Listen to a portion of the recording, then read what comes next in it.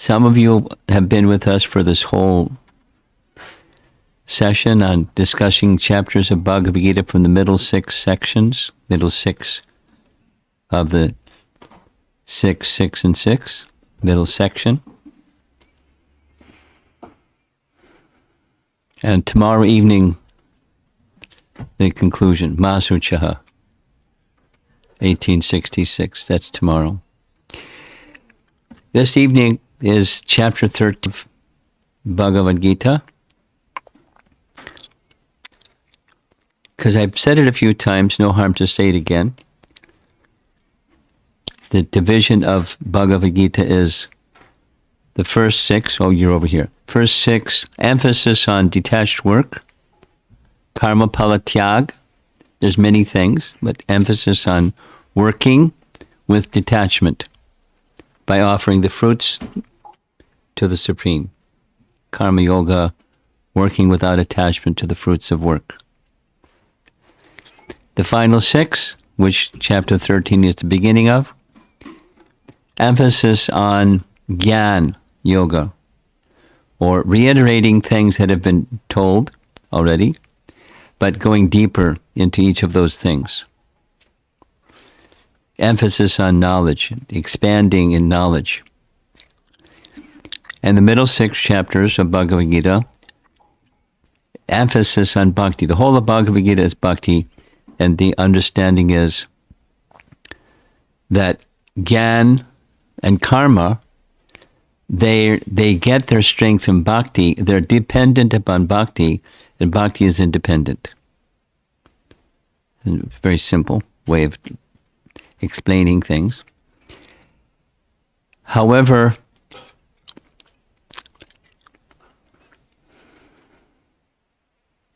bhakti is the most important part. There's a nice example that Vishwanath Chakravarti Thakur gives. So there's a whole bunch of ladies over here, so I'm sitting looking here, but I move the position of the chair or something.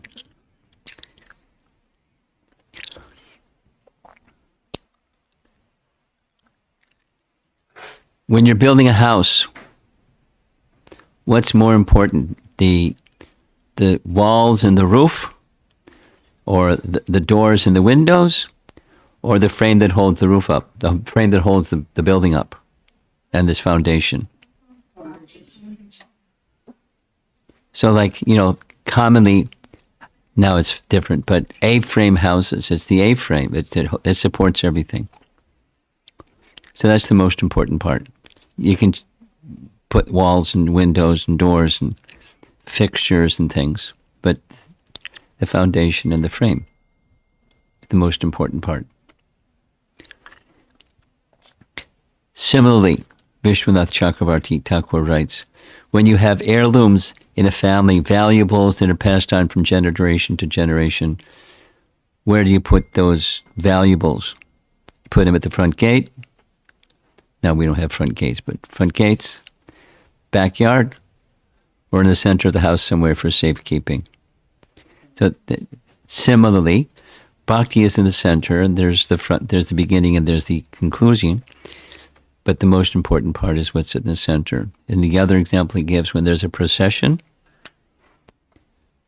where does the VIP go? The front, the middle, or the end? What's in the middle? However, having said that, bhakti is the most important. In those 3 divisions, consider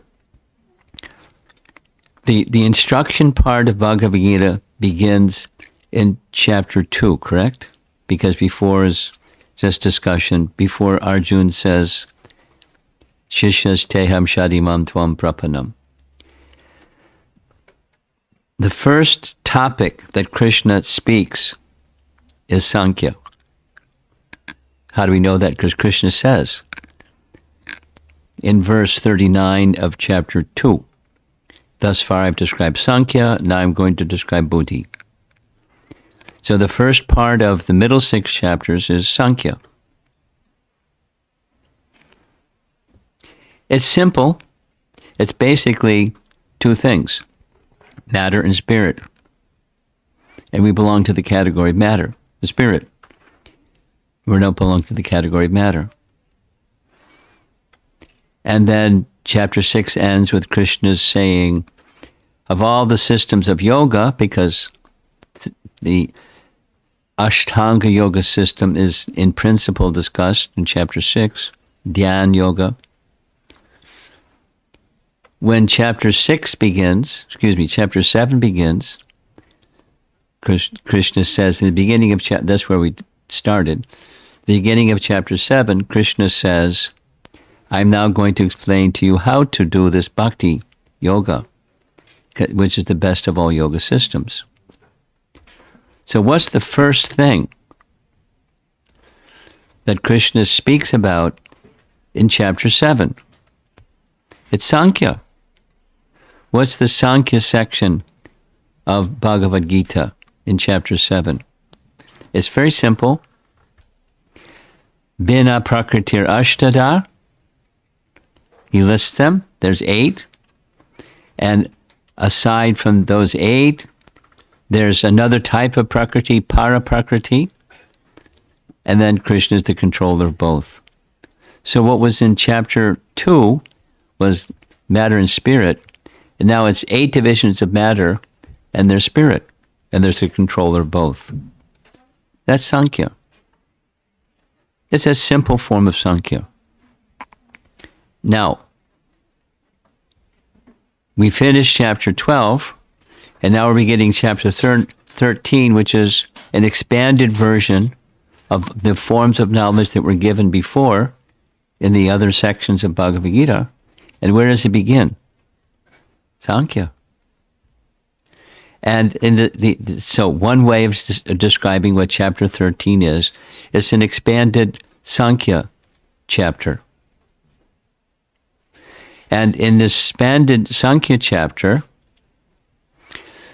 in one of the verses we'll discuss, Krishna gives a list of 24 divisions of matter. So some of you will like reading Prabhupada's books, and I'm sure you know what those 24 are. Let's do them quickly. The same 8, 5 separated, Bina, Prakriti, and then subtle, mind, intelligence, false ego. That makes 8. Then what else is there? Besides the 5 elements, 5 knowledge-acquiring senses, 5 working senses, and 5 objects of the senses. That's 15. You add 15 plus 8, what does it equal? 23. So then there's different explanations of what number 24 is. Sometimes we'll hear it shortly. Did you find the verse? Okay. Can I see your computer? Just bring your computer here. Or send like a saucer over here. Could you pick it up? Okay, great. Very good. Thank you.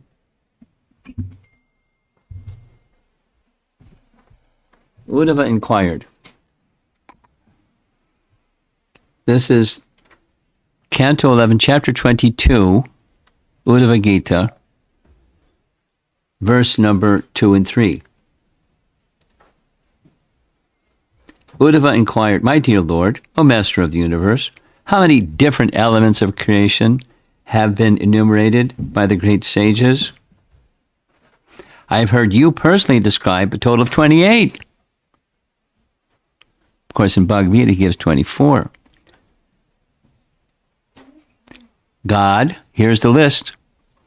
God, the Jiva soul, interesting, Jiva soul is in the category of elements of creation. So it just expanded because Prakriti and Purusha are different. But God and the Jiva soul, so subtract 2 from the 28. The Mahatattva, so commonly Mahatattva is one of the ways of describing what element number 24 is. Sometimes it says Cheta, that means contaminated consciousness. Contaminated consciousness is different than pure consciousness. So here we go. False ego, the 5 gross elements, 10 senses, mind, 5 subtle objects of perception, and the three modes of nature. Now, 3 modes of nature, jiva and the living entity, are added into the mix. So 25 plus 3 is 28. But some authorities say there are 26 elements, while others cite 25, or else 7, 9, 6, 4, or 11. And even others say that there are 17, 16, or 13. If your head's not spinning yet, he asks, what did each of these sages have in mind when he calculated the creative elements in such different ways? Oh, Supreme Eternal, kindly explain this to me. And Krishna's reply, because all material elements are present everywhere, it is reasonable that different learned brahmanas have analyzed them in different ways. All such philosophers spoke under the shelter of my mystic potency, and thus they could say anything without contradicting the truth. So that's a nice way to start. We have not to allow, not to confuse you, but to allow for the fact that there are different utterances of truth, and Krishna is confirming there are different ways of perceiving the same thing. We discussed this a little bit with chapter 11, the universal form, and there are different ways of viewing the universal form. It's the same thing. Can I just close the computer? It's safe? Okay. There's the universal form. And some descriptions are like this in chapter 11, Bhagavad Gita. Some descriptions are like that. Shukadeva Goswami, Canto 2, Chapter 1. The short of it is, rather than extending it more, there are different ways of looking at the same thing. When you're specifically Sankya, even in Bhagavad Gita, there's 2, there's 8, there's 24. And then Bhagavatam, there's a whole bunch more, varieties. But there's Purusha and Prakriti, essential. And that's how chapter 13 begins. But before we get into the first verse of chapter 6, there's 6 questions, and there's 2 sets of 2, and it's matter and spirit, matter and spirit, matter and spirit, with different language. Kshetra and Kshetragya, matter and spirit. Jnanam and Gayam, matter and spirit. Purusha and Prakriti and Purusha, matter and spirit. 3 divisions of sets of 2. But back to what leads into chapter 13 is chapter 12 comes before 13. And in verse number 7 of chapter 13, Krishna makes a promise. And now he's going to fulfill his promise. Having fixed their minds upon me, O son of Pritha, for them I am the swift deliverer from the ocean of birth and death. So he's a swift deliverer from the ocean of birth and death by giving transcendental knowledge combined with bhakti. Now here's a quiz question. Quiz question is, there's a verse in Bhagavad Gita where Krishna says, if you know 2 things, then you won't take birth again in this material world. What's that verse?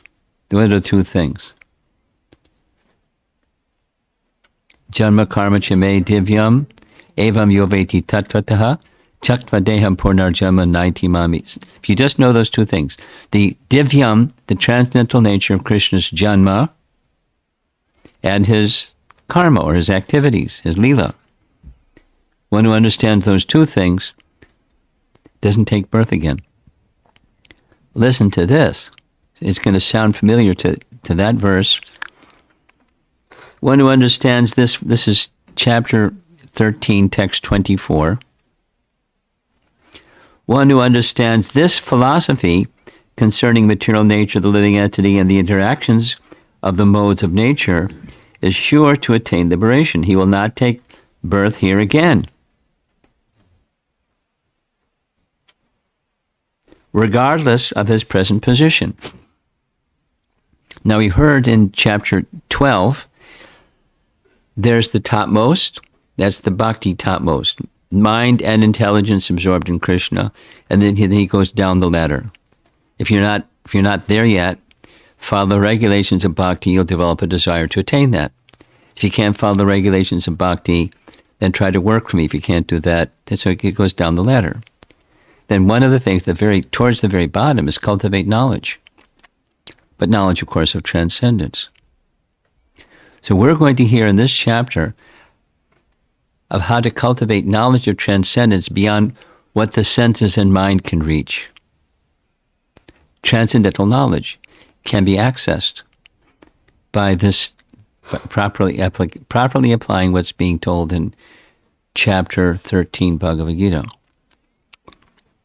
But the real benefit is coming in contact with Bhakti, which happens by coming in contact with the Bhakta who's carrying Bhakti, and then the elevator, as opposed to the staircase. You know that comparison. Empire State Building, you can walk up to the top, ride the elevator. It takes 2 sets of elevators, but you can get to the top. Press the button, and the Bhakti process is like the elevator process, elevator method.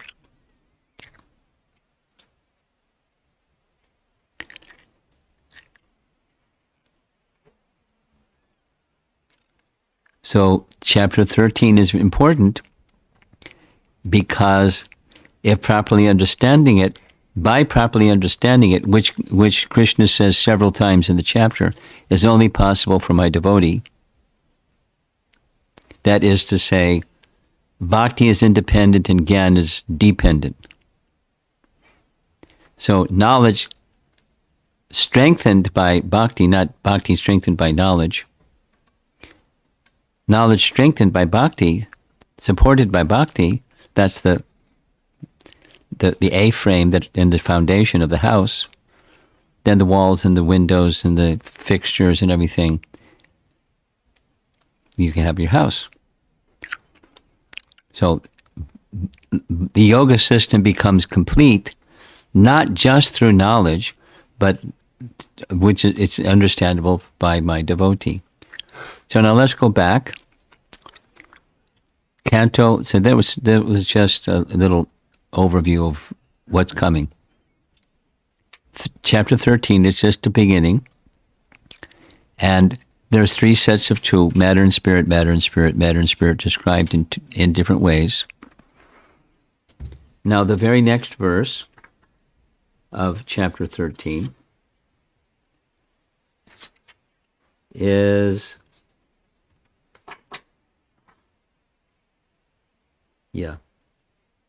text number 3. 1 and 2 go together. This body, kshetra, is called the field, and one who knows this body is called the knower of the field. Kshetra and kshetragya. Then text 3, Krishna says, he introduces Supersoul. As the Supersoul, there's within this body, there's 2 knowers. Or there's probably more than 2. There are like so many living entities inside this body. Hope none of them is the coronavirus inside this body. But there's all kinds of living entities feeding off of getting nourishment from the body. But 2 principal knowers, the jiva and the supreme. One of my favorite lectures is Prabhupada saying, in this verse, 13.3, Just with one word, Krishna has defeated Mayavad philosophy. And it's the word cha. Aside from the knower of the field, there's also another knower of the field. There's two knowers, not just one. And that one, the other one, is the knower of all fields. So this is not new knowledge. It's just explaining it in a certain way and laying a foundation for Sankya, matter and spirit, the controller, both.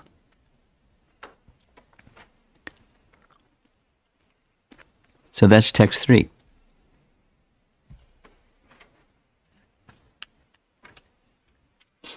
And to understand this body and its knower is knowledge. So that's another one. Because there's kshetra and kshetragya, and then there's gyayam and jnanam, knowledge and the object of knowledge. So to understand, that's what knowledge is. That's a nice definition of knowledge. We can say without that definition, it's not knowledge. You know, there are other words for what's not knowledge. It's called ignorance, or the lack of knowledge.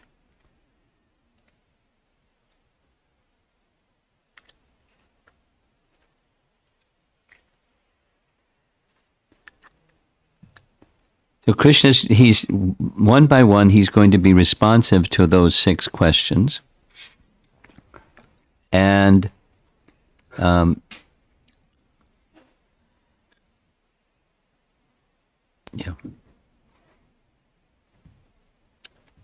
Okay.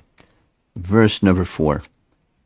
Now please hear my brief description of this field of activity, kshetra, and how it is constituted, what its changes are, whence it is produced, and who that knower of the field of activities is, and what influences are. So this is like the mixing of matter and spirit. Category of matter, category of spirit. When they mix, how does it work? Where does the matter arise from? When the living entity, the knower of the field, starts to interact with the field, what happens? Krishna goes on. That knowledge of the field and the knower is described by various sages in various Vedic writings. It is especially presented in Vedanta Sutra, with all reasoning as to cause and effect.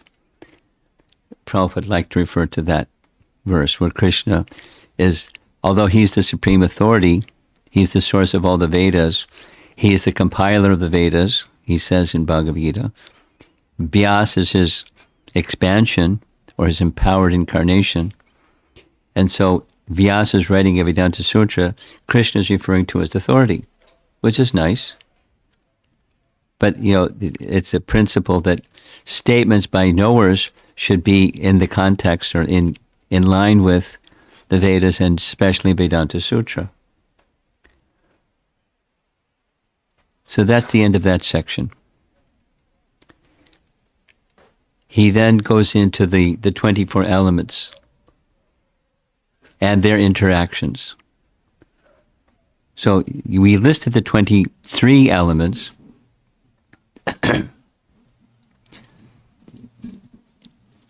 Here in this list, it's Cheta. The 5, false ego intelligence, the unmanifested. Unmanifested can mean different things. It's Mahatattva.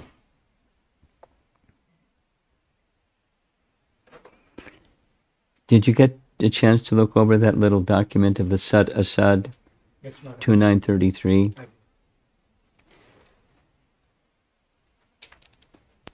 I'm going to take a little risk here.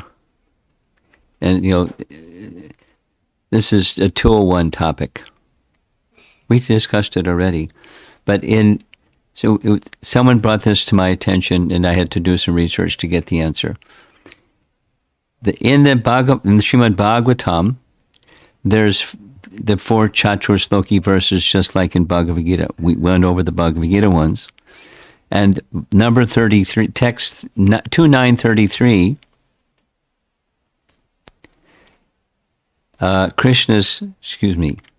Sukadev Goswami is saying that Krishna is speaking to Lord Brahma, but Krishna is saying, Sadasad Yoni Janmasu. The English translation that we're used to hearing for Sat is eternal. Yes? And Asat means not eternal or temporary. So Sat is the realm, the spiritual realm. Brahmajyoti, Vaikuntha planets, Krishna Loka, the forms that are eternally existing there. That's Sat, as in Satchitananda. And Asat is this place where it's temporary. In that place, in that verse 2933, it's counterintuitive. The Sat is translated word for word, not only in Prabhupada's writing, but the previous Acharya's writings. It's this world. And that from which this world comes is Asat. Meaning here, same as here, the unmanifested or the Mahatattva. There's some logic and can you send to okay, so to save me from having to remember to do it. There's a nice I had to ask 4 Sanskrit scholars to get a clear answer. But I finally got a clear answer. It's in the 24 elements. The unmanifested can refer to, depends, the Mahatattva.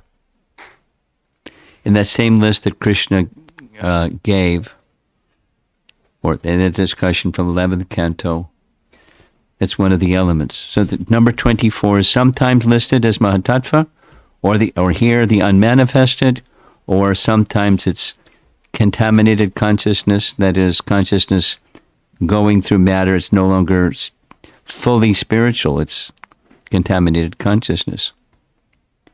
Anyway, that's the 24. And then they start to mix. When the elements start to mix, you get other things. Desire and hate, happiness and distress, living symptoms, convictions, etc. It's a mix. Consciousness acting through matter, and they mix. So what Krishna said in the previous verse, I'm now going to explain something further about Kshetra and Kshetragya. So the field of activities is this body, and the body has different elements, gross and subtle, and then they mix.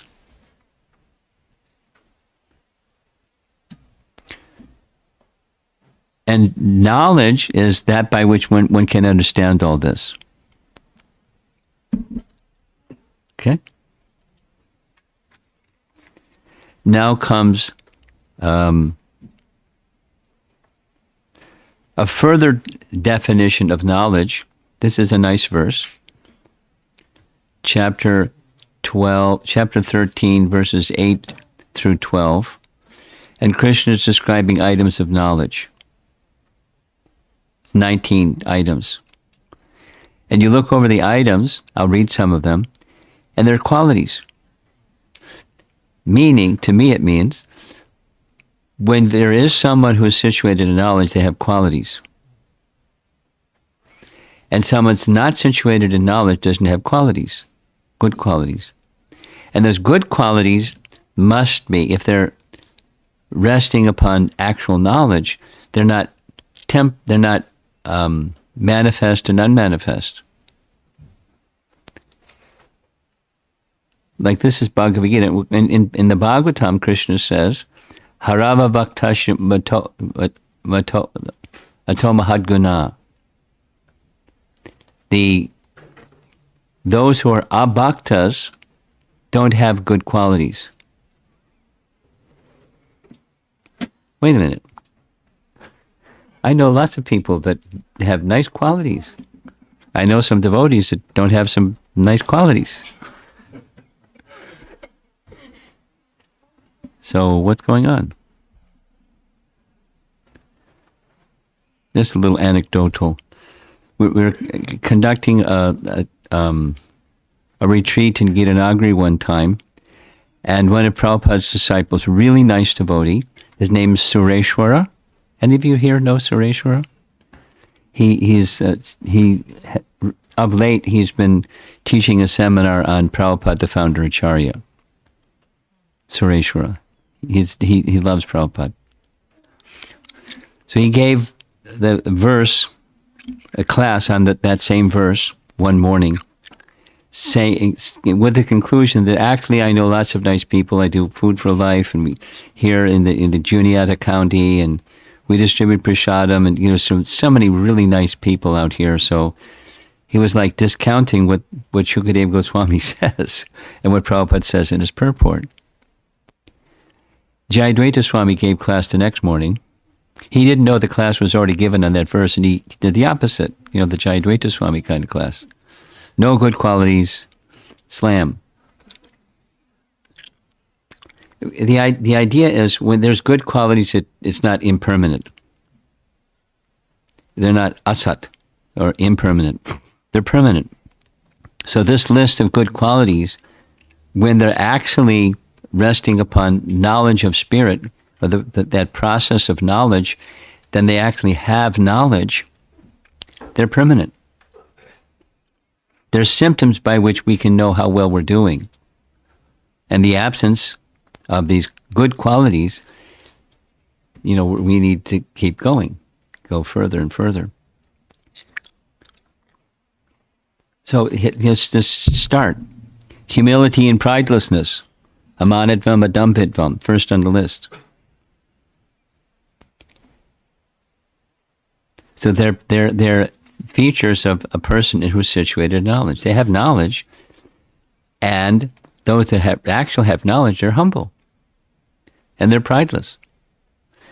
Those are the same Sanskrit root words as found in Shikshastika number 3, where Lord Chaitanya is teaching how to get to the place where you actually have attraction for the holy name. One who has knowledge has these qualities, and one who has these qualities when chanting can become an effective chanter. At least the potential is there. And those of you that are familiar with this verse, of the 19, there's one quality or one trait of knowledge that's called Swarup Lakshana, and the other 18 are marginal, Tatastha Lakshana.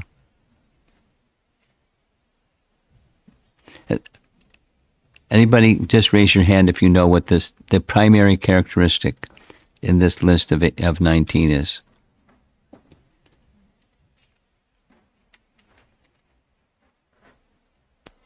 Yes? Mayi chananya yogena bhaktir avyabhicharini. From those that were attending the earlier classes, you'll certainly remember there was a big deal being made about Ananya Bhakti. This is Avyabhichari Bhakti, which is even stronger. Undivided devotional service. Mai cha ananya yogena bhaktir avyabhicharini. Undivided devotional service. And undivided devotional service is accessed by this other one. Acharya Upasana. So those two combined make the other 17 possible. And then they're not, now you see it, now you don't. They're not circumstantially created, they're spiritually supported. They spiritually manifest. We discussed this in the earlier parts. So this is not new knowledge, it's repeating previous knowledge, but good qualities, that last section of chapter 12, previous chapter, Krishna smiles when he sees that devotees have this quality, that quality, the other quality. He's very pleased. But where'd they get those qualities? From Krishna. And Krishna decorates his devotees with those good qualities. Not now you see it, now you don't decoration. That's the modes of nature. Now you see it, now you don't. Illusory.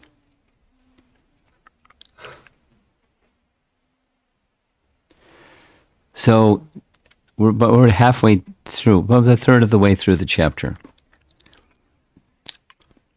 So those are items of knowledge. So far there's three things that have been touched on.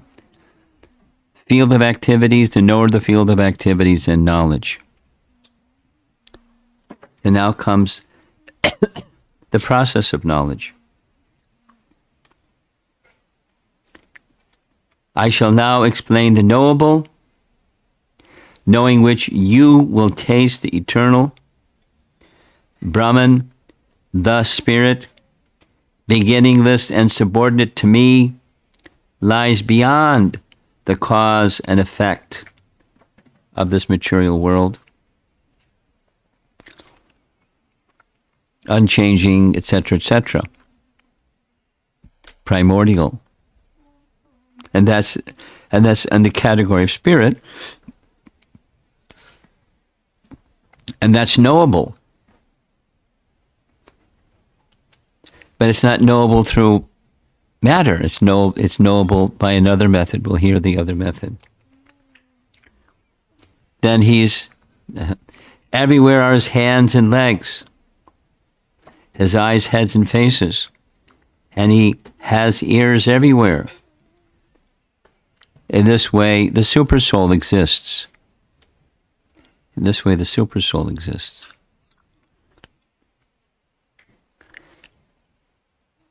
So that there's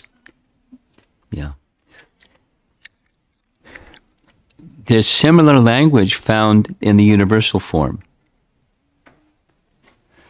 And there's similar language here in Krishna's description of the Paramatma. So that Paramatma that's beyond matter exists everywhere. He's the other knower, Kshetragya Cha.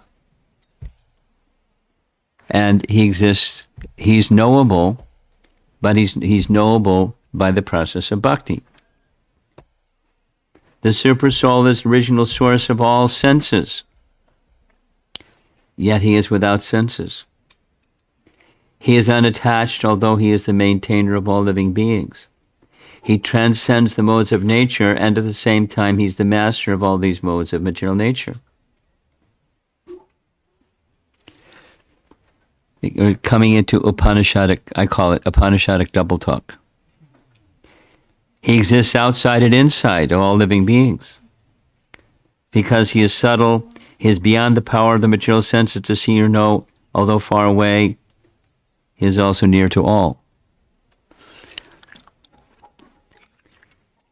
It should be clear. I mean, one thing is clear. The mind, the binary processor mind, can't fit this and its opposite in one place. It's a 1 or a 0. It's either he's inside everything or outside everything, but he can't be inside and outside everything at the same time. Just like we can be in the room, or we can be outside the room, but how are we going to be inside the room and outside the room at the same time? We can't do that because we're not Supersoul. But Supersoul can do that. He does do that. Shh. Supersoul does do that.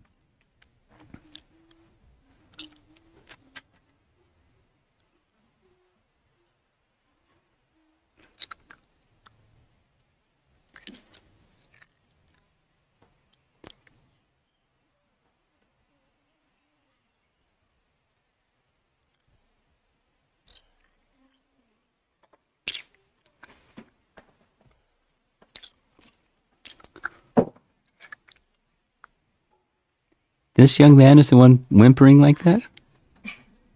Yeah? Okay.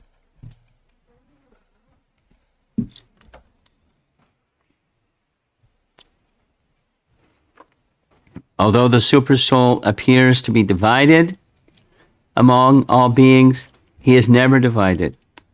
He is situated as one. Although he is the maintainer of every living entity, it is to be understood that he devours and develops all. So, again, there's nothing new being presented here. It's reiterating in a more expanded fashion.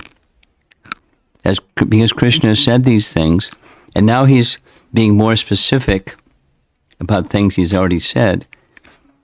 Because remember the question that was asked leading to the showing of the universal form. Arjun was asking, you said you exist inside everything while at the same time you're outside everything. Can you show me that form?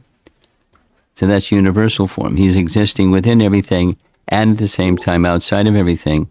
And now this is how he devours and develops all has already been discussed, and that's the Paramatma feature. You know, if we don't have spiritual guidance, it can be quite confusing. I don't know if anybody here in the room read translations of Bhagavad Gita before they read this one, but they're very difficult to understand. They're not understandable because the persons haven't been guided by disciplic succession, and so they have some idea this means that and so forth. It's very, very complicated. And some people go, wow, so complicated, it must be good.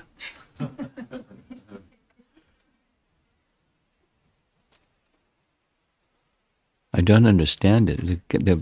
This writer must be really intelligent because I can't understand what's going on.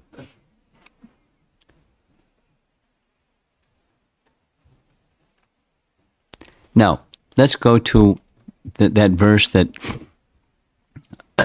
we read from Canto 11, Chapter 22, where the same thing may be looked at by different brahmanas in different ways, and that's quite okay, provided it's consistent with the disciplic succession and the statements of the scripture. It's quite okay. But here, specifically, because that was the question, that the topic is now the Kshetrajna Cha, the knower of the field that generates the field is the supersoul. And how he's situated is in this not of the material. So when it says he's not this, but he's this. He's not that, but he's that. It means he is of the spiritual dimension, not of the material dimension. That's how we should understand it, most of these. He is situated in everyone's heart. Thus, the field of activity, knowledge, and the knowable have been summarily described by me. Only my devotees can understand this thoroughly and thus attain to my nature. So it's pointing to bhakti as the basis and support for knowledge.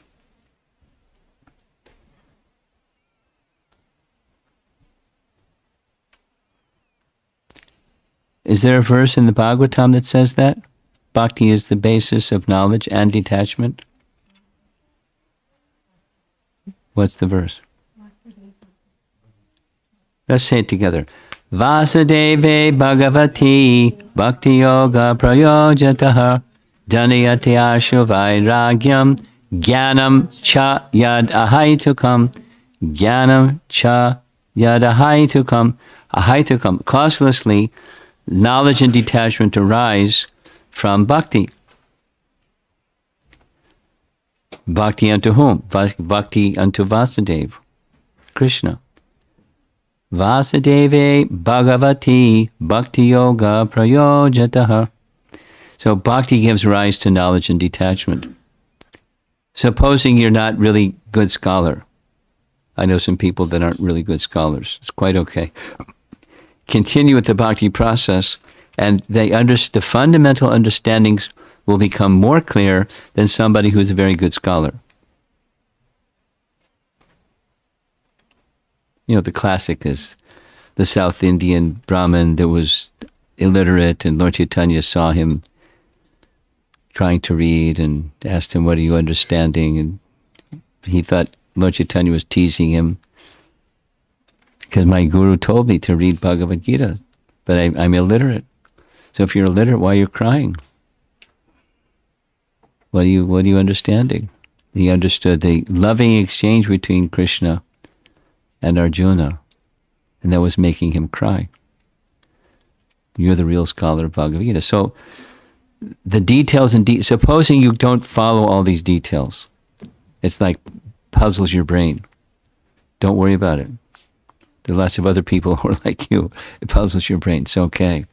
But you read it anyways, like the South Indian Brahmin, as best he could, knowing that that was, for him, an instruction from his Guru Maharaj, and that in any case is purifying. And slowly, however slowly, things start to become revealed. It gets revealed by dint of bhakti. Things that you couldn't understand before. Stay with the bhakti process and, sincerely, not mechanically, but sincerely, wanting to know, and things will become revealed. Slowly. And that's kind of what this chapter 13 is. It's things that were said before, expanded in greater detail, and slowly it'll start to be understood. Now comes a really nice section, 20, 21, 22. These are verses, they're often quoted verses. They're important verses to memorize and to refer to when you need to understand something that's a little complicated, whereas the interaction of matter and spirit. So, Prakritim Purusham Chaiva, there we go, Prakriti and Purusha again. Material nature and living entities should be understood as beginningless. Vidhi anadi ubhavapi. Material nature is beginningless. It's dormant, then it's manifest for some time, it undergoes transformations, it's withdrawn, and it's dormant, but matter is eternal, beginningless. There's no beginning, there's no end. There's transformation. Their transformations and the modes of material nature, modes of matter, are products of material nature. So that goes back to chapter, earlier discussion on the modes of material nature bring about transformation.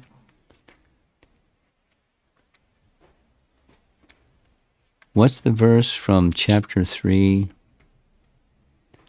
where Krishna says, what's the verse? Never consider yourself to be the cause of action. Never consider yourself to be the cause of the results of action. Yeah. And never consider yourself to be inducing others to act. 3 things. Karmanya ev adhikaraste ma paleshu kadashina. That's it. So, ma paleshu, you're not the cause of the pala, the results of your work. Never consider yourself to be inducing others to act. Kind of like checkmate, what else is left? We do stuff, we cause results, and we're inducing other people to act. But all this is being carried out by the modes of material nature. Yes? That's what Krishna says. Nature is said to be the cause of all material causes and effects, whereas the living entity is the cause of his various sufferings and enjoyments. Another very important verse. Text 21.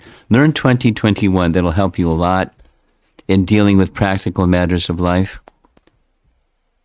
Karya karanam kartratve hetu prakritir uchate. Matter, nature, is the cause of all material causes and effects. And the living entity is the cause of various sufferings and enjoyments in this world. Purusha sukha dukhanam Bhoktritve. This word Bhoktritve gets a lot of attention in this chapter. Bhokta means the enjoyer. Hetu uchate. We by our involvement with matter, we're bringing about happiness or distress, both of which are temporary. The happiness of matter and the distress of matter are not permanent. They're all in this impermanent status. But how we involve ourselves with matter brings about the happiness and distress. Sadasad yoni janmasu. Purushak prakriti stohi, same Sanskrit root. Bhunkte prakriti jangunan, karanam gudasangosya sadasad yoni janmasu. The living entity in material nature thus follows the ways of life, enjoying the three modes of nature. This is due to his association with that material nature. Thus he meets with good and evil. So the samsara goes on. And the experiences that we go through during this lifetime and the previous lifetimes and subsequent lifetimes, that's the principle that's at play.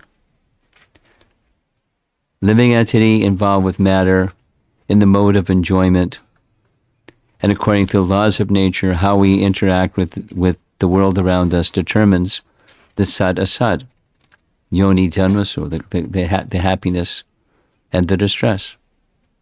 We hold the responsibility. There's laws. We can follow them or not follow them. And we're creating that enjoyment or suffering as a result. All of which is in the field of the temporary. It's an important lesson. It's not just psychology. It's reality.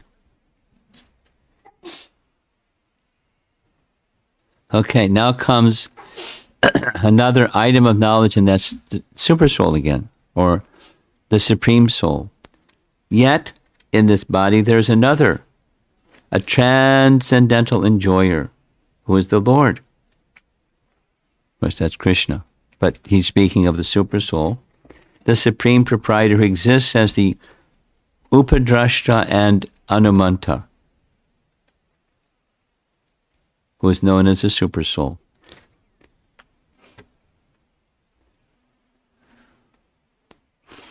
I'm not done with the chapter, but I get a sense of brain fatigue.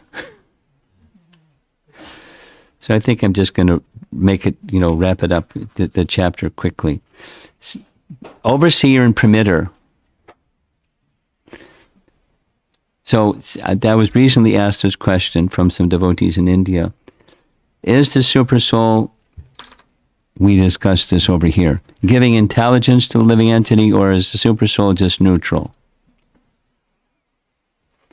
He oversees and he permits, or does he also give intelligence? We discussed he gives intelligence to all living entities. We discussed this several times, or 2 times. So if he permits, he's not just saying okay, but he gives the intelligence how to do the okay. So to say he's the overseer, he's the witness, and he permits. He permits bad stuff too. He permits good stuff too. But nothing can happen without his permission, without the sanction. So then comes the question, why does God sanction bad stuff? Looks like, he made a boo-boo. Why do, that one. Why do bad things happen to good people? Why do bad things happen? Go a step back. Why creation? Why have a place where there's suffering?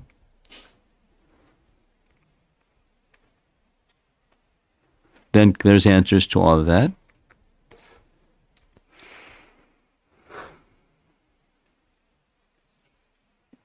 Here we are, trying to be enjoyers. The creation is there for 2 main reasons. We wanted it. I want to enjoy, separately from Krishna, my dear living entity. There's no such thing. I want to enjoy. There's only, it's an illusion. There's no such thing. It's like a child, insisting, demanding. Okay. I mean, it's not what I want for you, but you're insisting and insisting. I think you're going to have to learn the hard way. Okay, here's the place. So the house of detention and the house of correction. Built into the system is opportunities to learn lessons. Some people are hard to learn lessons, even with good instruction. But that's why creation. That's why, then within creation, why there's the happiness and distress. The happiness keeps us going, and the stress keeps us going. I don't know if this is a good plan. I have to adjust the plan. And then that's the material intelligence that Krishna gives. Adjust the plan. Solve your problems. And create more problems by the solution. And so it goes on. Until there's knowledge. Jnana dipena bhasvata. The torchlight of knowledge is presented. So I'm not going to continue going through the rest of the chapter because I think I've overdone it.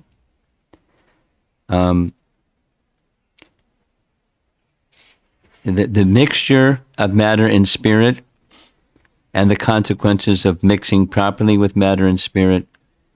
And then Krishna concludes, those who understand all this are not subject to birth and death anymore. But the foundation for understanding all this is bhakti. So although Gyan, this subject matter is important, I'll go back to where he started. In the beginning of chapter 2, the beginning of the first 6, the middle 6, and the final 6, it's all Sankya. Introduction, intermediate, expanded.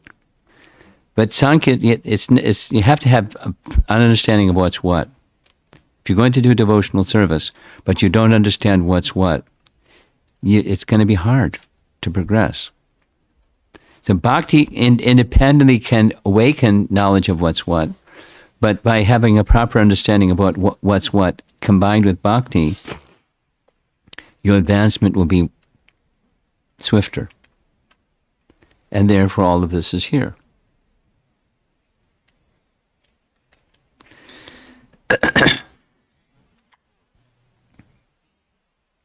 There's a nice explanation. I'll just end with a story.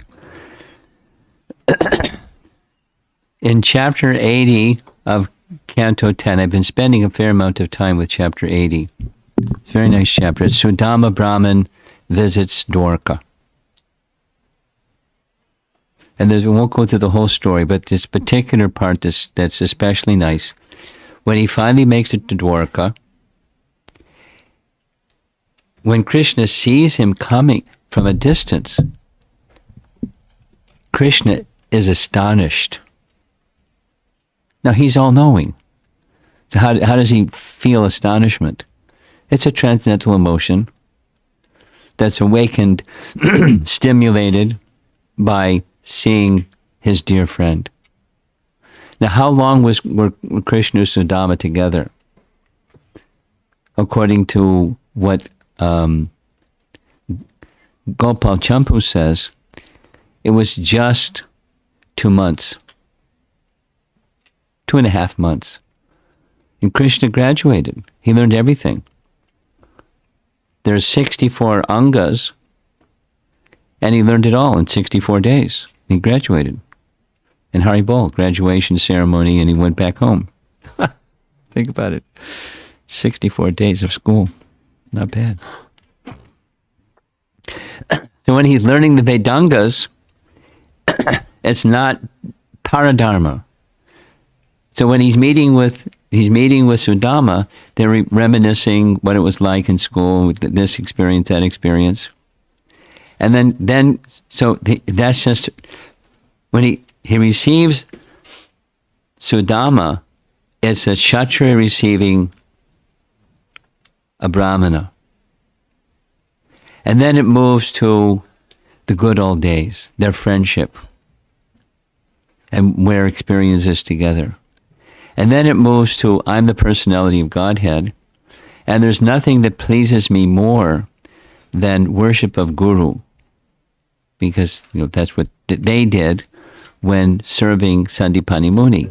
And they tell us the story of they went to get the firewood, and they got caught in a storm and so forth and so on. And Sandipani Muni said, how much you pleased me.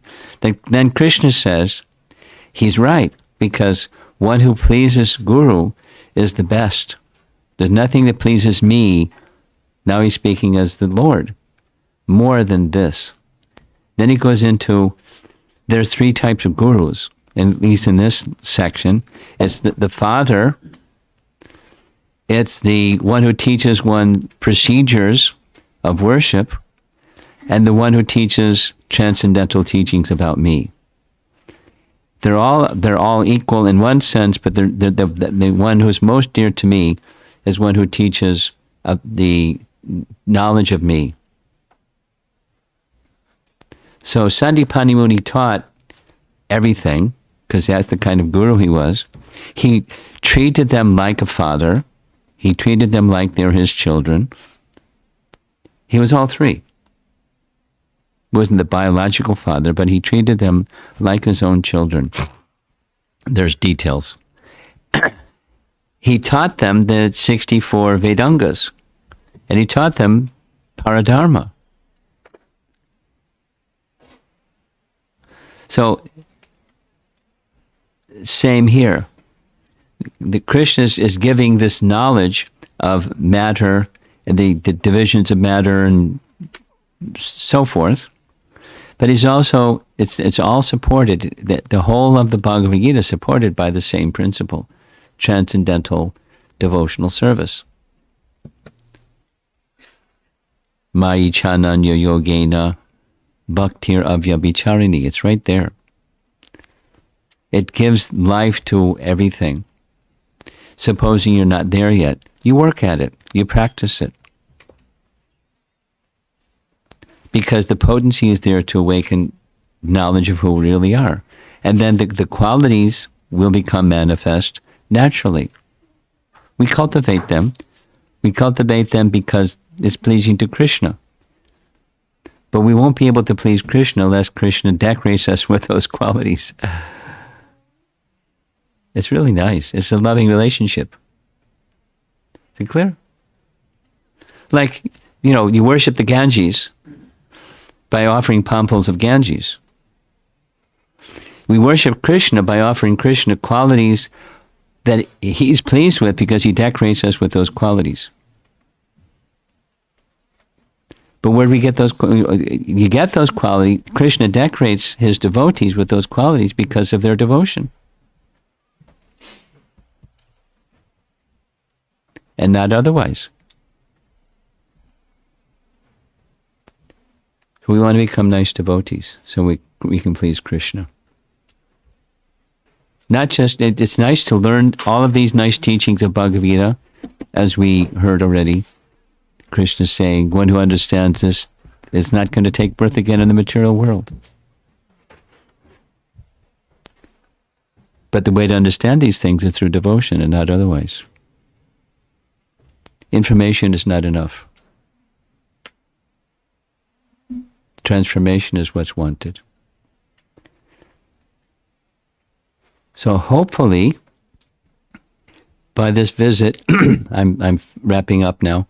By this visit, it will encourage you all, certainly encouraging me to go back and read more carefully and understand more carefully and become inspired by the teachings of Bhagavad Gita because it's so fundamental.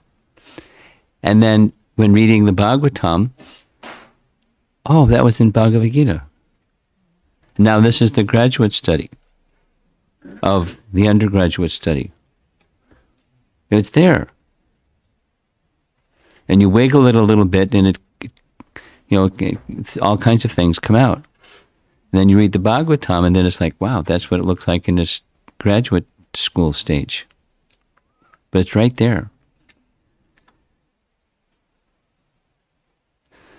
Okay, I'll end. Let's see if there's some... I've been talking too much. I'm losing my voice too. Any comments or discussion?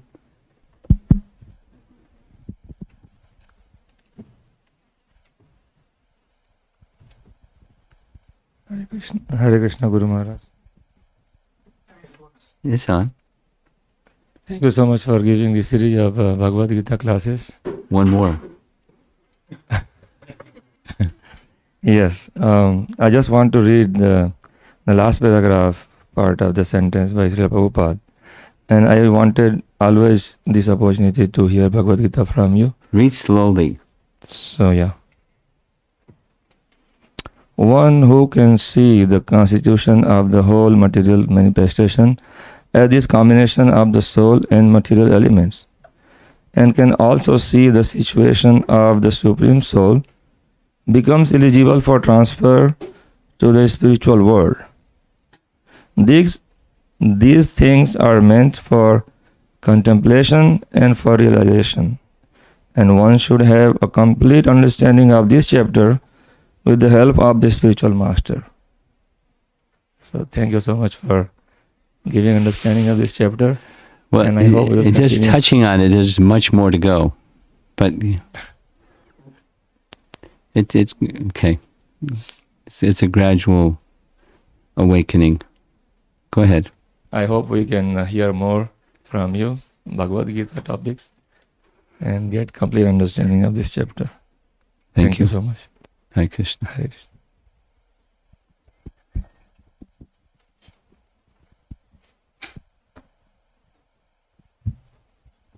Hare Krishna Maharaj. Hare Krishna. Maharaj, I was just wondering upon the statement that you made towards the middle of the class that knowledge is strengthened by bhakti, but bhakti is not strengthened by knowledge.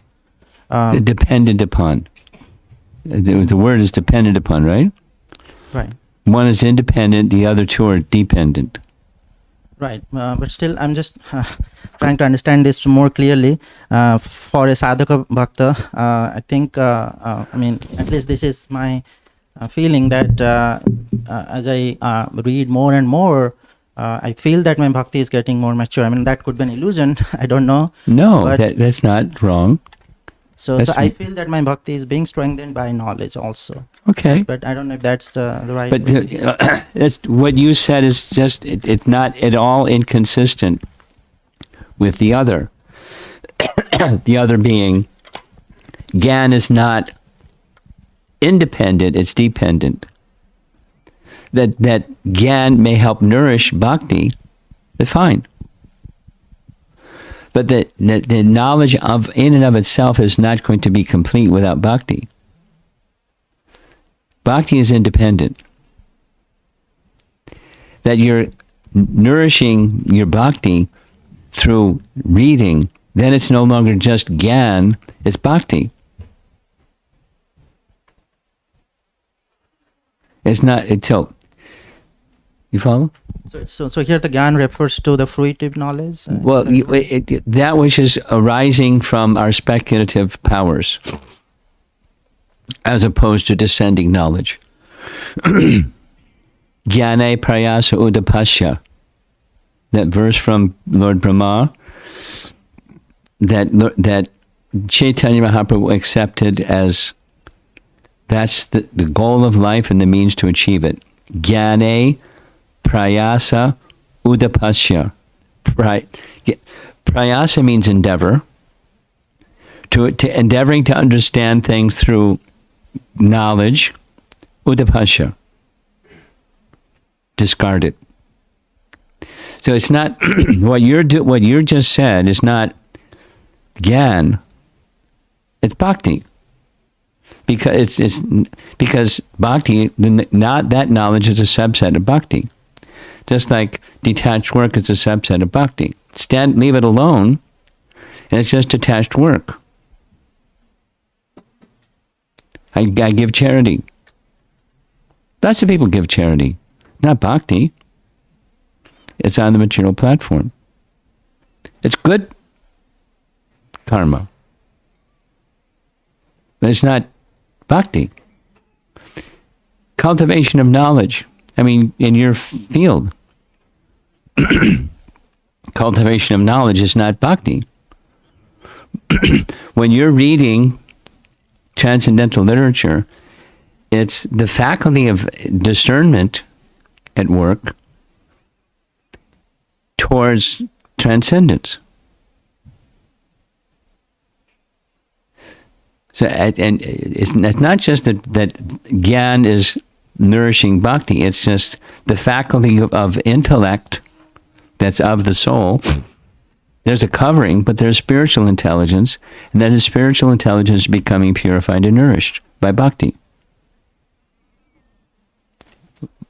In that way, it's dependent, not independent. You will not be able to understand Bhagavad Gita or transcendence by reading alone.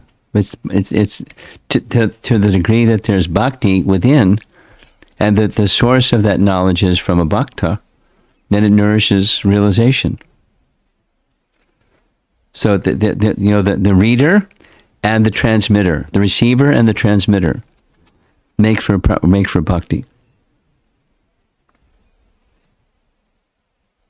But if the transmitter is devotional, then it can transform the receiver. At least the potency is there. Then just have to turn the receiver on. Then it's bhakti.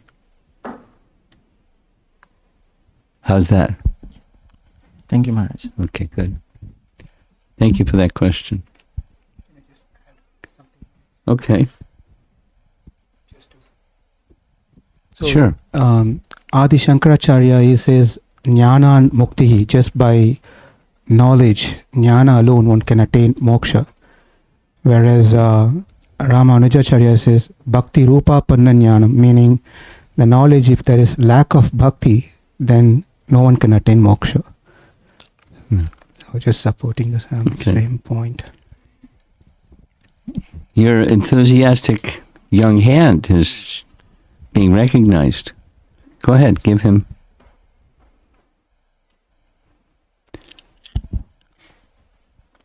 What's a soul?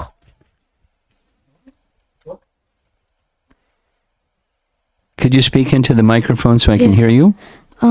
What's the soul? What's the soul? That's your question? Give him the microphone back. Then I'll tell you what the soul is.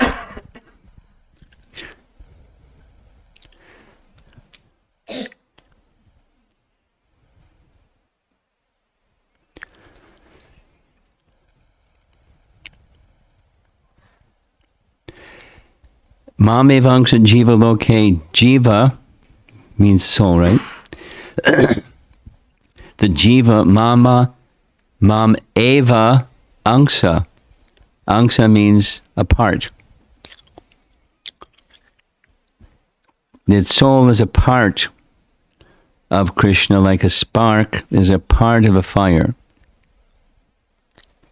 Or a ray of sunshine is a part of the sunshine. That which is a fragmental part of the whole, that which is a fragmental part of the whole, when the whole is the supreme soul, this soul is the tiny part, like a spark onto a big blazing fire. And the properties of the soul, like the properties of a big blazing fire. Souls are, for example, we heard it in this chapter, the souls are eternal, beginningless. Because they're part of the beginningless. So when's the beginning of the soul? There's no beginning. Where's the termination? There's no termination. Means it's not material, because anything material has a beginning and an end. So it's not material. Therefore, chit. Soul is conscious. And soul is full of ananda, spiritual happiness, satchidananda.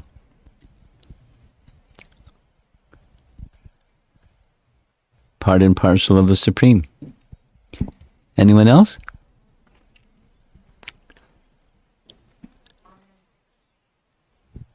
Online. Yes? This question is by Venu Madhurya Prabhu. He says, Hare Krishna Maharaj. In verse 29, it says, one who sees Supersoul equally present everywhere, in every living being, does not degrade himself by his mind. I feel it is easier to see Supersoul in other living entities when the living entities are equal in size or bigger or stronger than us.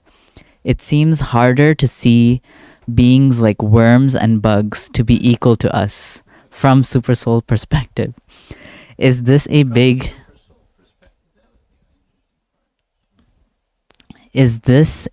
impediment for spiritual progress? If so, how can it be addressed?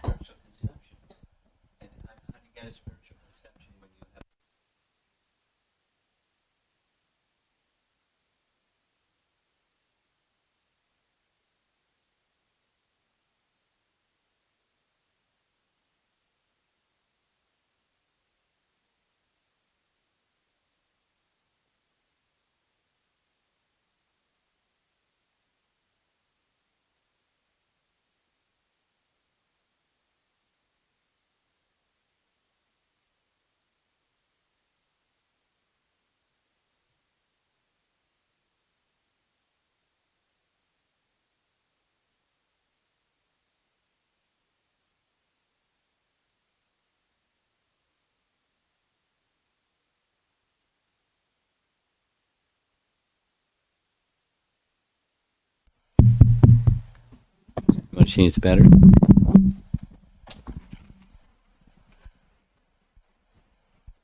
Okay, now we got audio.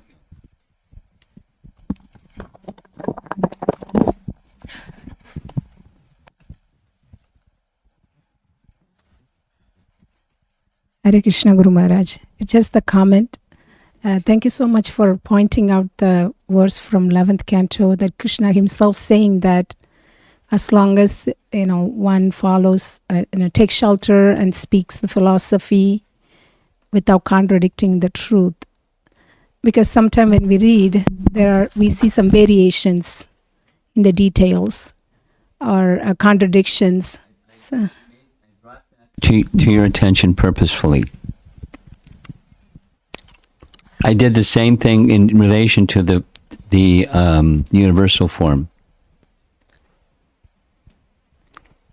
As you go along in spiritual life, you'll find it says this here and it says that there, and you get whiplash, like, what happened? And it's okay. No, provided, here the condition is, coming into cyclic succession.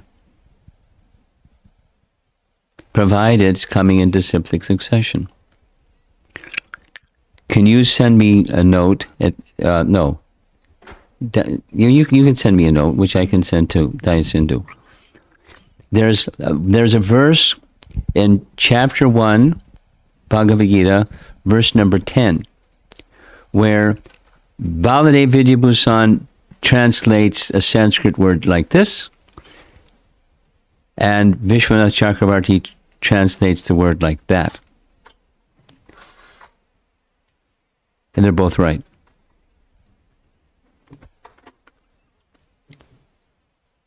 So, and Baladev was a disciple, a Shiksha disciple of Vishwanath Chakravarti Thakur.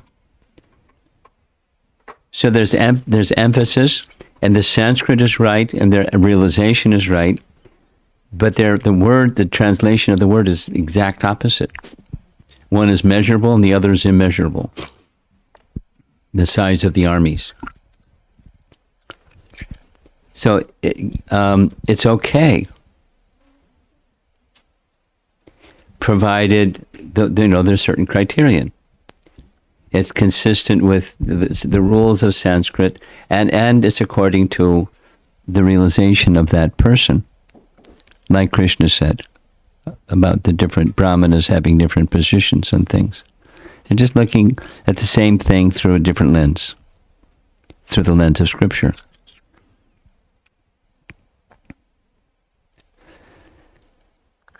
There's a verse in Brahma Samhita I've come to like, specific to this topic, The verse in Sanskrit is Yadrashi Yadrashi Shadha Siddhi Bhavati Tadrashi.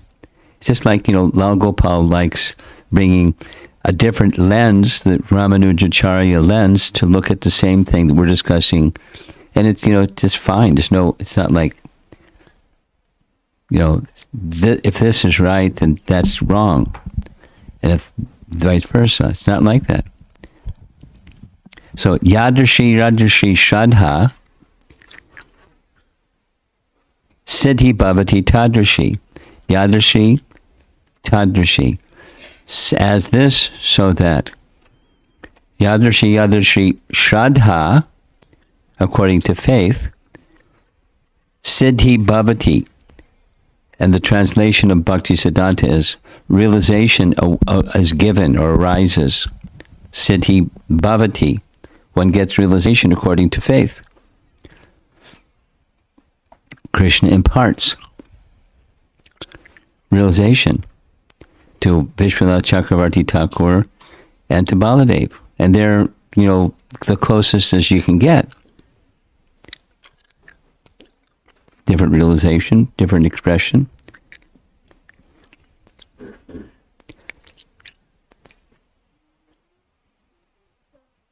So at one point, so we can, so for example, recently we had a discussion, I had a discussion with Prabhu about the yuga overlap. There was a commentary, we had a different commentary saying different way. The junction of yuga when Vyasadeva was born was not a clear information what is the junction of yuga was. One commentary said differently than the other one. So at that point, we just take it as it is and just... When you run into something like that, you can prefer this explanation or that explanation. Or you can say they're both right. Provided, this is that's coming into cyclic succession, and there's consistency. My understanding is quite simple. It's the sandhi, there's junction between this and that. It happens all the time.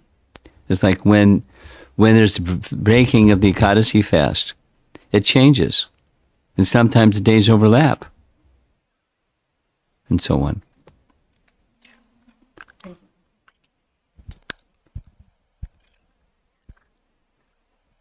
Way in the back.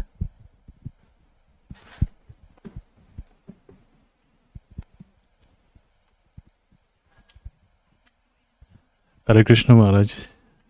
So, I was just trying to understand, how do you quantify bhakti?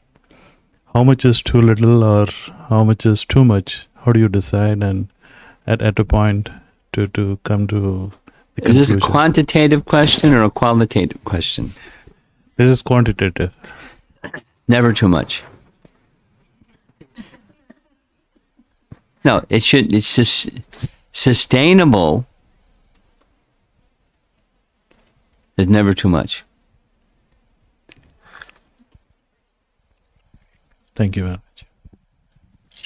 That's the litmus test.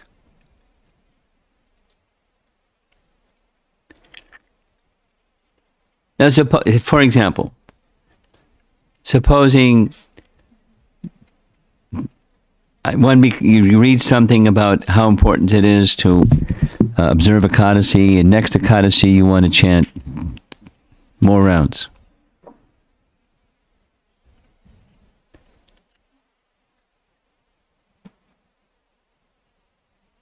There's some limit. I mean, so that you don't neglect your other duties and so forth and so on. And it's not just, then you collapse the next day because something. So the sustainability, steadiness, in that's the important thing. And as you go, it's good. It's without increasing qualitatively, at least, bhakti is going to recede.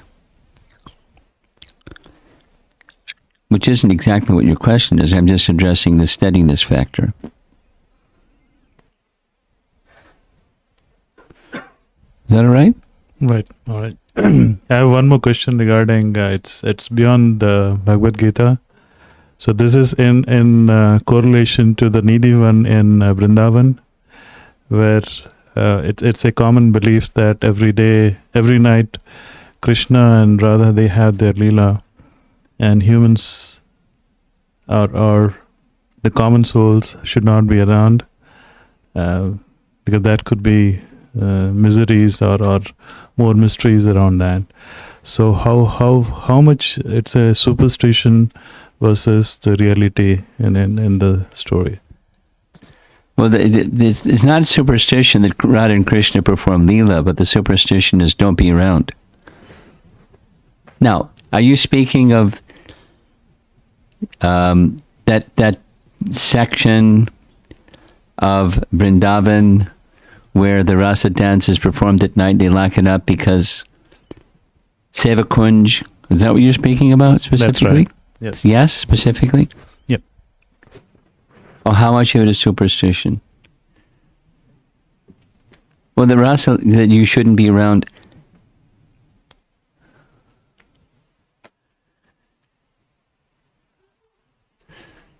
I don't know. To be honest, I don't know.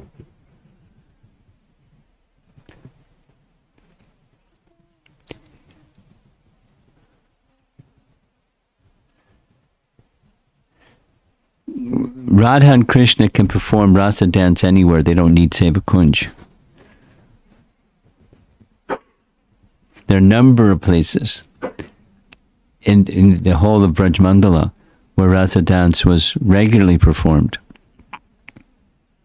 And there's no superstition in those other places where the Rasa Leela was regularly performed.